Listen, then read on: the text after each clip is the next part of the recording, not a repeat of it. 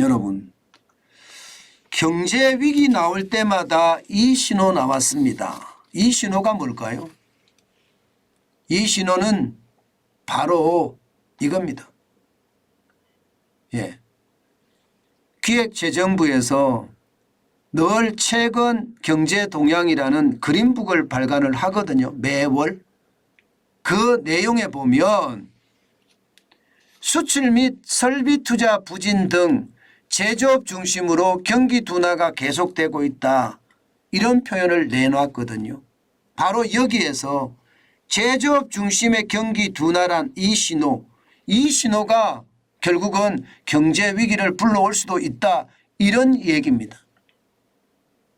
이게 정부가 발표하는 자료에 지금 경기 둔화라는 표현을 썼다는 것은요. 이게 여러분도 알다시피 단어 선택을 굉장히 긍정적으로 했기 때문에 보수적으로 했기 때문에 둔화라는 표현을 썼죠. 이게 조금 더 공격적으로 쓰면요. 경기 침체란 말로 바꿔도 상관없고요. 더 공격적으로 쓰면 경제 위기라는 단어로 바꿨어도 이게 무방하다 이렇게 생각을 합니다. 그만큼 말입니다. 정부가 우리 경제를 보는 시각도 수출 때문에 힘들고 투자 때문에 힘들다 이렇게 지금 보고 있다는 겁니다. 이게 개선이 돼야 되는데 그죠? 개선이 되지 않으면 더 어려워질 텐데 진짜 큰일 났다 이런 생각이 들 수밖에 없습니다.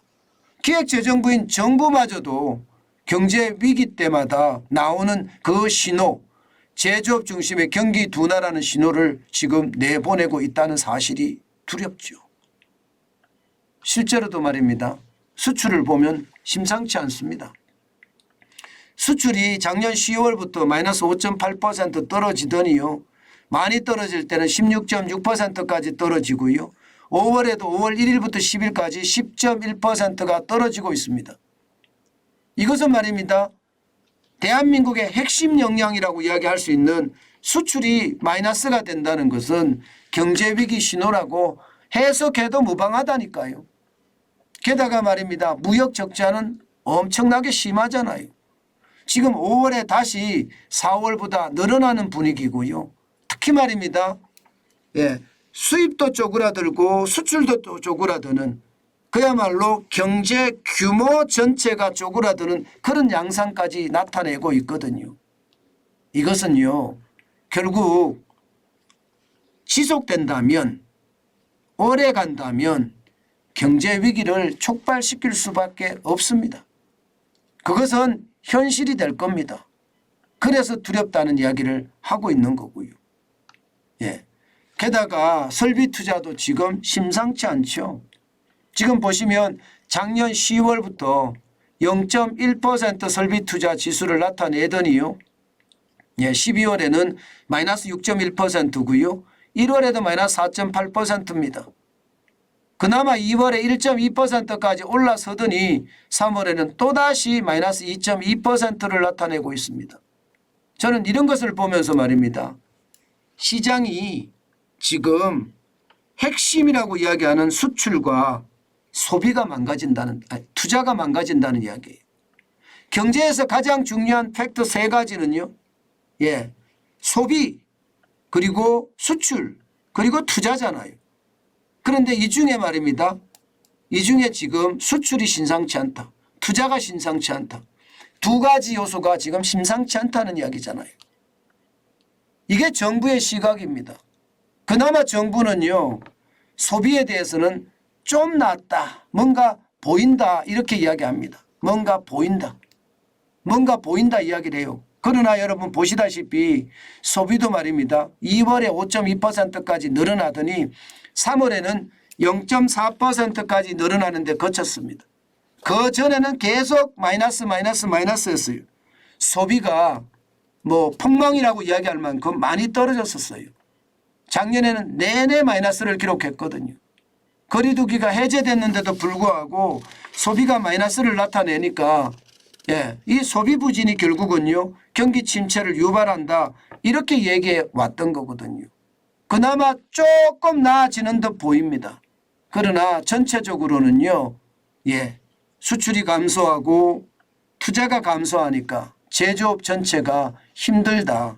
그래서 제조업 중심으로 경기 둔화가 시작이 됐다는 이야기가 틀린 말이 아닙니다. 지금 제조업의 평균 가동률이 3월에 72.2까지 올라가기는 했어요. 2월에 68.9보다 말입니다. 결국 이게 떨어진다는 이야기가 되는 거예요. 이게 떨어진다는 이야기가. 지금 현재까지는 제조업의 평균 가동률이 올라갔는데 이게 이제 더 떨어진다는 이야기가 되는 거니까 결국 말입니다. 신호를 보고 있으면 시장의 위기감이 굉장히 크다. 이렇게 생각이 듭니다. 물론 말입니다. 지금 정부의 시각은요. 중국의 리오프닝 효과가 좀 더 발현이 되고요. 또 중국이 관광객들을 보내주면 우리 경제가 나아질 거라는 이야기를 많이 합니다. 왜냐하면 소비 중심으로 더 나아질 수 있으니까요. 그런데 저는 이런 기대치를 내는 자체가 참 웃기다고 생각합니다. 왜냐고요? 여러분도 알다시피 신냉전 체제는 이미 고착화되고 있습니다. 중국은 어떻게 하든지 한국을 골탕 먹이려고 할 거예요. 세계 엑스포 부산에 유치하는 거 지금 중국이 방해하고 다니는 거 아시잖아요. 게다가 단체 관광 허용 안 하는 거 우리나라는 지금 허용 안 하고 있습니다. 다른 나라는 허용하고 있는데 목리를 부리는다는 게 아니라 대기업 큰 나라 대국이 말입니다. 쪼잔하게 놀고 있는 거 사실이거든요. 늘 그랬습니다. 중국은요. 중국은 말입니다. 그런 걸 전략이라고 이야기하는지 모르겠지만 참 쪼잔하게 극치다. 그런 생각하거든요. 그렇기 때문에 중국의 리오프닝을 기대하거나 중국의 단체 관광을 기대하면서 우리가 가만히 있는 것보다가 신냉전 체제가 이제 도래됐으니까 중국보다는 유럽에 중국보다는 미국에 또 중국보다는 아프리카나 중남미에 집중하는 것 다변화하는 것 굉장히 저는 중요할 거라고 생각합니다. 중국은 또 여론을 흔들려고 할 거예요. 우리나라 여론을. 우리 그 여론에 말려가지 말자고요. 그렇지만 중국도 자기 코가 석자입니다. 내수가 심상치 않거든요. 오히려 더 어려워질 가능성 굉장히 큽니다. 그렇기 때문에 말입니다. 우리 경제 성장률도 지금 계속 낮아지고 있는 거잖아요. 계속 낮춰잡고 있는 거잖아요. 보시는 것처럼 말입니다. 한국금융연구원 올해 경제성장률 전망치를 1.3% 잡았습니다. KDI 한국개발연구원도 1.8%에서 1.5%로 내려잡았습니다. 정부도 아마 내려잡을 겁니다. 지금 정부도 경기 둔화가 계속되고 있다고 하는데 1.6%를 고수할 수 없을 겁니다. 한국은행은 이미 내려잡으려고 이야기한다고 했고요. 그렇게 생각을 하면 우리 경제가 L자형의 긴 침체의 늪으로 빠져든다. 이 말이 점점 현실이 되는 거죠. 저는 경제 위기라는 단어까지 터질까 봐 사실은 조마조마합니다. 그렇게까지는 안 가야 될 텐데 하는 생각은 있지만 과연 그렇게까지 가지 않을까. 결국은 경제 고통은 더 커지지 않을까. 저는 그런 무서운 생각도 해봅니다. 여러분 정관전 TV를 보시는 분들은 반드시 말입니다. 이 무서운 생각에 동참했으면 좋겠습니다. 위기감을 가지고 있을 때 기회를 잡기가 훨씬 편합니다. 내가 위기감이 없을 때 기회를 잡는 것은 굉장히 어렵거든요. 여러분 반드시 말입니다. 위기감을 가지고 시장에 대응하는 것 반드시 필요하다. 저는 그렇게 다시 한번 강조합니다.